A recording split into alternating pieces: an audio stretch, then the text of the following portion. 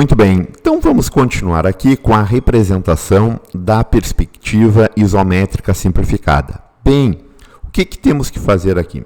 Procurar caracterizar esta aresta da lateral. Então, para termos essa representação na perspectiva, temos que ter pelo menos um ponto de referência. O ponto de referência que temos que ter é o ponto de tangência.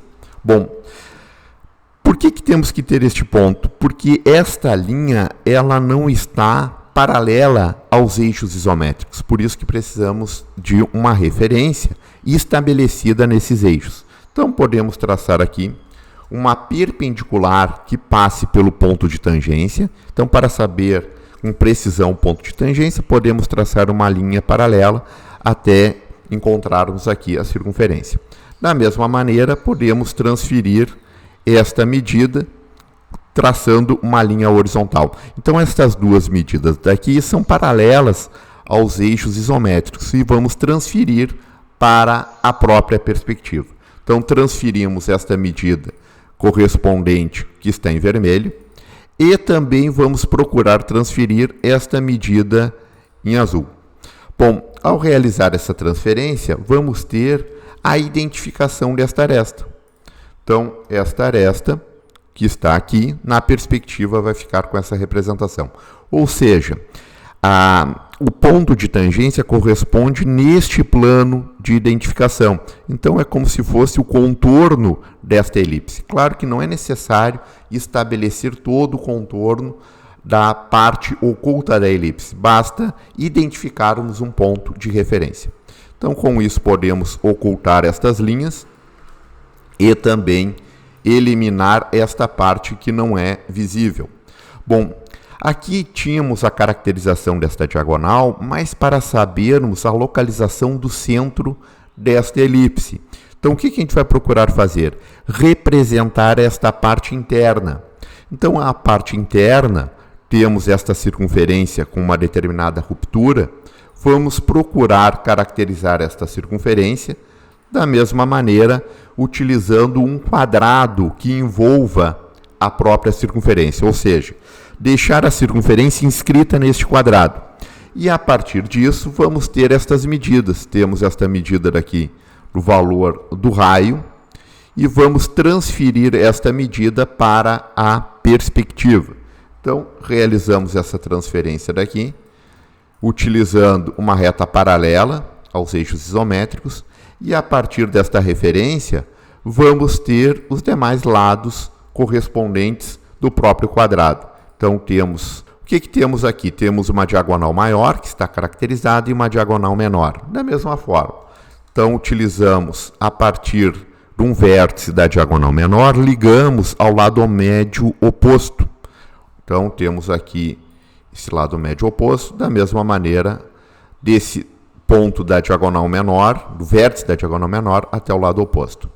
Da mesma forma, caracterizamos para cada um dos elementos. Depois, utilizamos ponta seca do compasso na intersecção das duas diagonais, destas duas retas, a marcação, a identificação da ponta seca do compasso nesse vértice, para termos essa curvatura, e também deste outro vértice que está logo acima.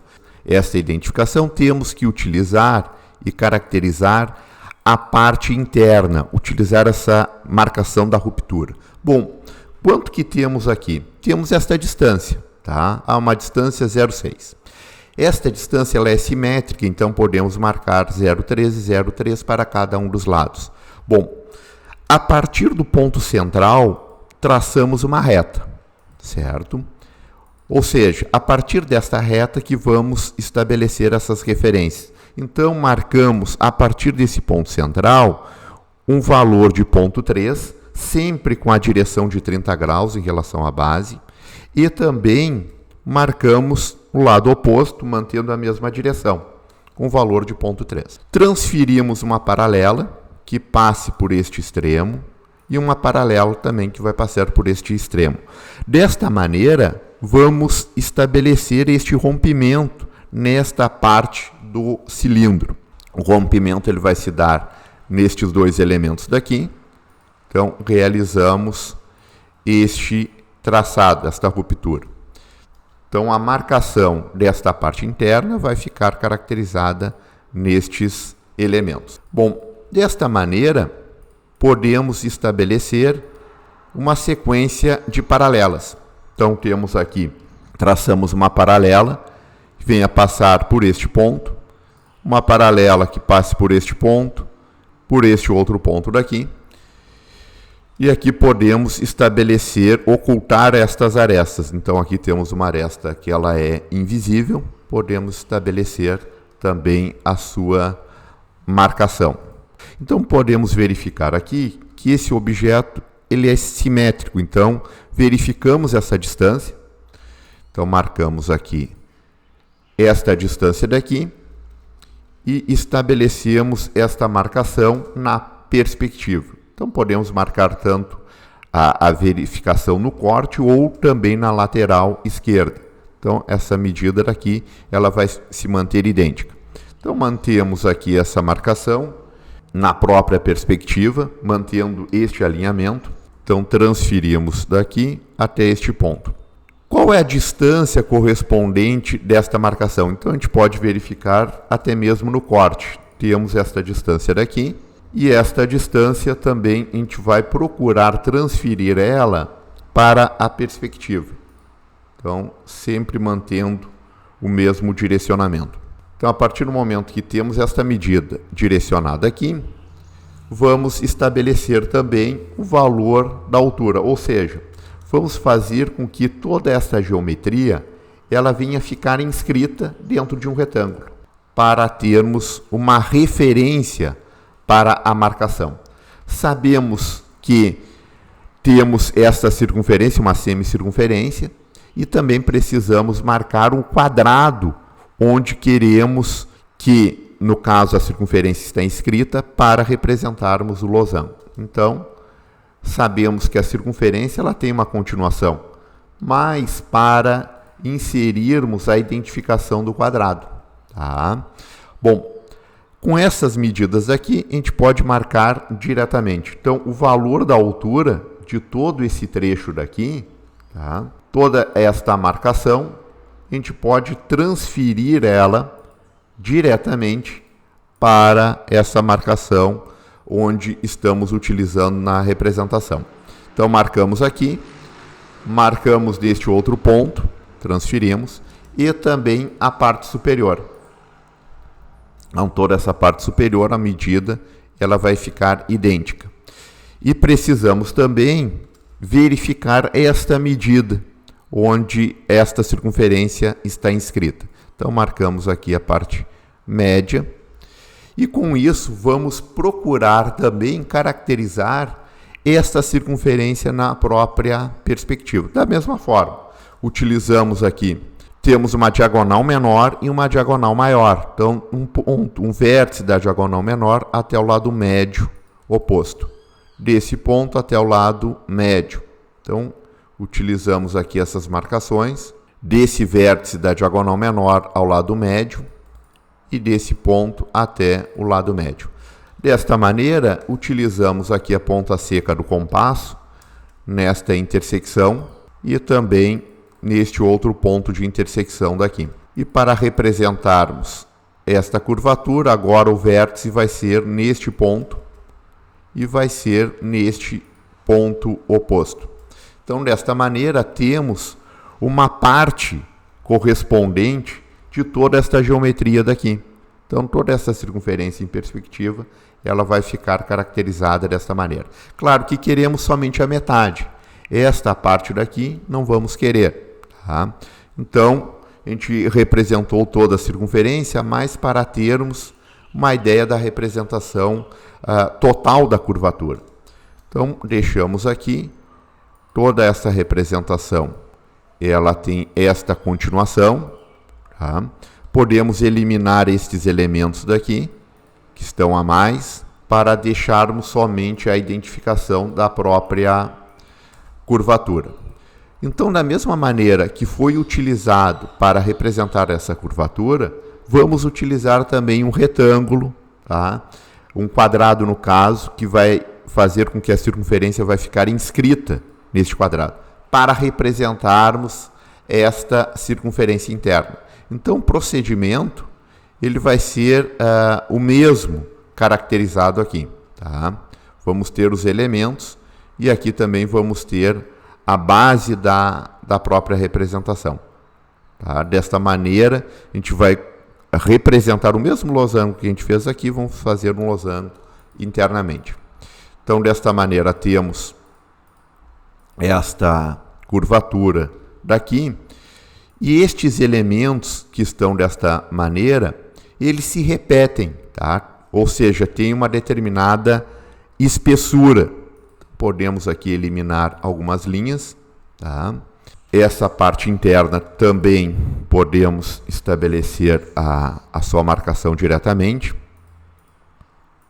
E temos uma determinada espessura. Bom, que espessura desse objeto temos aqui? Então, a gente pode analisar essa espessura diretamente na vista correspondente aqui na vista frontal. Então, essa marcação, temos esta medida daqui de 0,6. Então, todo este elemento, esse retângulo que a gente fez aqui, o mesmo processo, a gente vai utilizar em um plano que está equidistante, ou seja, está equidistante a um valor de 0,6. Então, a gente vai gerar um plano lateral e marcar o valor 0,6. Tá? Da mesma maneira, então, tanto deste lado daqui, quanto para o lado oposto. Então, para este lado daqui, o que a gente percebe? Essa representação daqui, ela vai ficar neste plano lateral, tá? E esta continuação, ela vem a ter uma curvatura, tá? A curvatura também, um pequeno elemento que a gente pode estabelecer, que vai gerar a partir deste plano. Então, esse plano daqui, tá? Teríamos que representar todo um retângulo para fazer uma pequena curvatura. Tá? Então, a curvatura, o mesmo procedimento. Então, a gente transfere aqui diretamente. Aqui podemos eliminar alguns trechos. E da mesma forma, para fazer a linha de contorno, tá? Podemos utilizar uma reta. Sabemos que a linha de contorno é uma linha que está a 30 graus em relação à base, então esta reta ela será perpendicular ao raio. Então a gente pode traçar uma linha qualquer, tá? E desta linha qualquer sabemos que temos que marcar uma reta perpendicular. Então temos aqui uma reta perpendicular de 90 graus que venha passar pelo centro, tá? Então, o exemplo que passe por este centro daqui, de referência, e a partir desta marcação, esta linha daqui, que é uma linha qualquer, mas ela mantém o ângulo de 30 graus, podemos realizar o traçado diretamente e com isso temos uma linha de contorno. Então, a gente pode estabelecer esta linha de contorno diretamente. Tá? Bom, este mesmo elemento que caracterizamos aqui, tá? A gente vai também procurar utilizar deste outro lado. Então, aqui também não temos esta parte interna. Aqui a gente pode eliminar alguns elementos, mas para termos a sua identificação geral. Então, da mesma maneira que a gente utilizou esse processo nessa lateral, podemos também utilizar neste outro lado.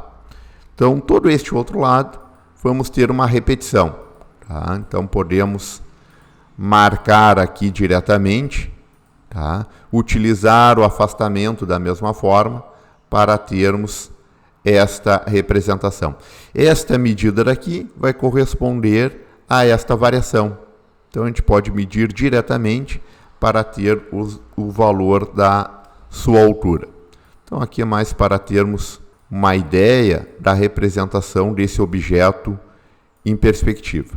Eliminar algumas linhas e, desta maneira, a gente conclui a representação de todo este objeto. Então, aqui temos toda a marcação da representação em perspectiva, isométrica simplificada desse objeto geral.